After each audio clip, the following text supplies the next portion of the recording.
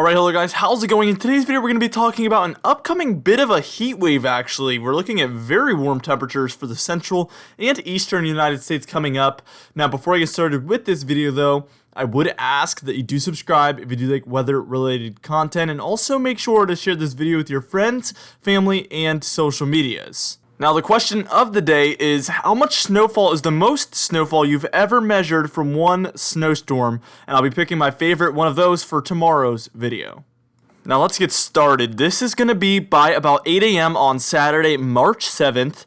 And you can see there's below average temperatures there for the southeast and even up through the northeast as well. But up there for the upper Midwest, we have some warmer temperatures setting in.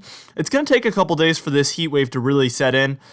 So let's go ahead and move on towards 8 a.m. on Sunday, and we can see that the warmth has moved a bit further eastward, but really we're still holding on to some of the colder temperatures there in the southeastern United States, and this is actually an area that I've expected to hold on to the cold the most throughout the month of March.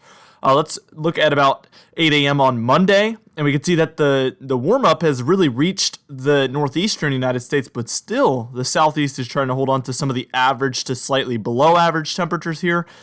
But if you look at some of those areas over by the Midwest, the upper Midwest, we see those pink colors. That's where we're at about 8 to even 20 degrees above average Celsius. So this is a major warm-up. Very, very warm temperatures for this time of year that are setting in. So keep that in mind. The more purple or almost like a auburn red color, very, very red, turning into a pinkish color. That's where we're looking at the very far above normal temperatures. Now we're about to move on and take a look at Tuesday, and then we're going to move even further in as this warm-up completely reaches the east coast of the United States.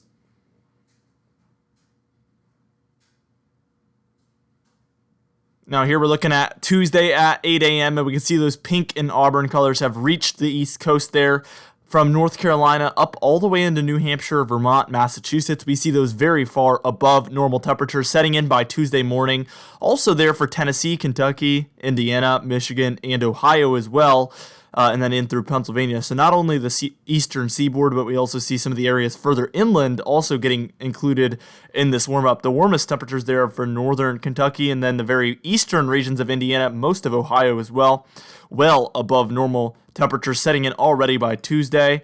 Let's move toward Wednesday, and we can see things actually become a lot more closer to average there for the East Coast, but we see a lot of warmer temperatures there for Texas, Oklahoma, Missouri, and Arkansas as well.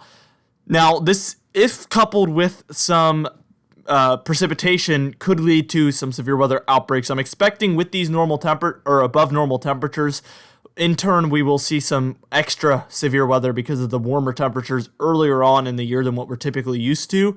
This is going to be April and May type patterns setting in way earlier on into March. So I think that we could get a very early start to some of the more major severe weather here for Texas, Oklahoma, Kansas, Missouri, Arkansas, northern Mississippi, northern Alabama, and also Tennessee, Kentucky, and southern Illinois, and Missouri, if I forget to say Missouri.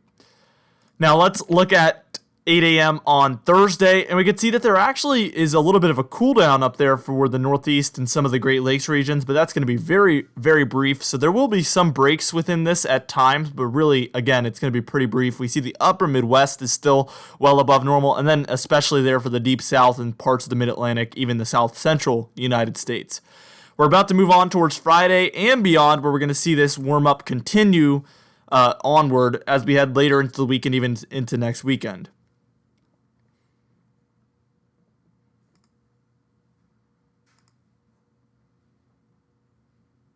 Now here's Friday at about 8 a.m. and I'm just going to continue to go on all the way to the end of the model run. Obviously, confidence is going to continue to decrease as we get later and later on, but it does just continue to show this warm-up but in different ways. So I'm going to continue to show you guys just all the way through the end of the model run. But again, this is 8 a.m. Friday, and we can see that we start to see that warm temperatures return for the Northeast and the Great Lakes, and the Deep South is still holding on to the most of the heat at this point. This is just a torch pattern, that's what we call it when the entire United States is just warmth here, but particularly there for the Southeast, Deep South, and even the South Central United States there. Let's move on towards 8 a.m. on Saturday, and we can see that the more pinkish colors return for the what's that going to be? The upper Midwest, the Northeast, and even the Southeast is still holding on. There is an area of blue in between, but again, that's just kind of a little bit of a lull in the warm up there. It's going to be very short lived, and we are going to see overall a warm pattern throughout the United States, or at least the central and eastern United States, through the entire model run, basically, with the exception of the next couple of days. Let's look at Sunday at this is going to be 2 p.m. actually.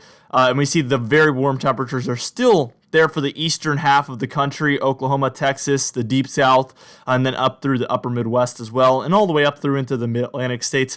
But again, if we see precipitation coupled with this and even some brief cooldowns would really help to create a lot of severe weather, we will be seeing, I think, some earlier severe weather, moderate to enhanced to maybe even a high-risk event in March. So I think we're going to be seeing a very, very active severe weather event or severe weather pattern, especially after the 10th. It looks like we're going to start seeing, daily severe weather, kind of like what you would see in April and in May is what I'm expecting. Now we're about to move on towards Monday and in through that week, as we're going to see the heat wave kind of recycle and bring more heat back to the eastern United States in the extended range.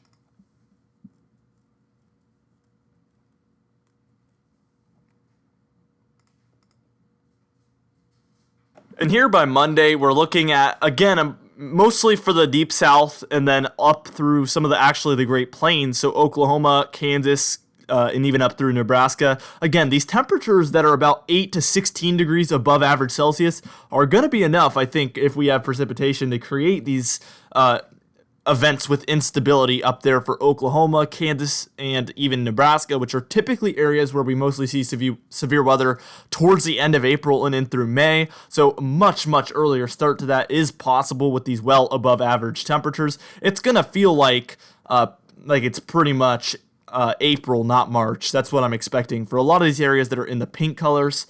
That's a pretty accurate description of what I'm expecting.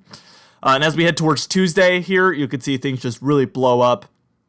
The very pink regions there. But again, this is 270 hours out. I'm just showing you guys this just to show that the model actually has the heat wave just extended all the way through the entire model run. But this does not necessarily mean this is going to happen to this extent. But I am looking at this point at Tuesday, March 7th.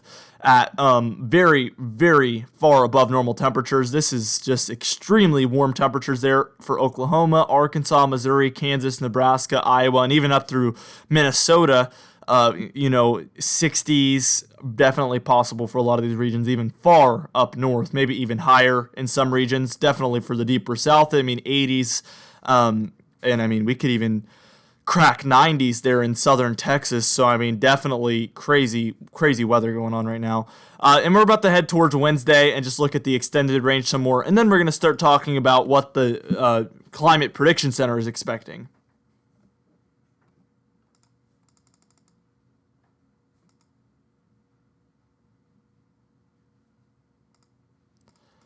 All right, and this is going to be by Thursday, March 19th. You can see that heat wave pretty much moves into the eastern seaboard again. Still, the deep south is holding on to that, but we see a cool down coming through in Nebraska, Iowa, Kansas. Those areas are finally cooling off by time we're reaching Thursday at about 2 a.m.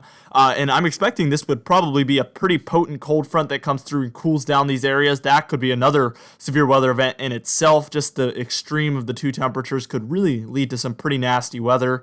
And then this is the last frame on the model run by 2 a.m. on Sunday, March 22nd, is the very last frame on the entire model run. And you could still see it's calling for that heat wave in the eastern United States. Again, this is 384 hours out, so I don't want to act like this is going to be perfectly accurate or even accurate at all. But I just wanted to show you guys, it's crazy to me to think that the whole entire model run is warm temperatures. It's a heat wave through the entire model run. From about the 8th until the 22nd, it has a heat wave. So, a very, very major temperature pattern possibly coming up, indicated by the models.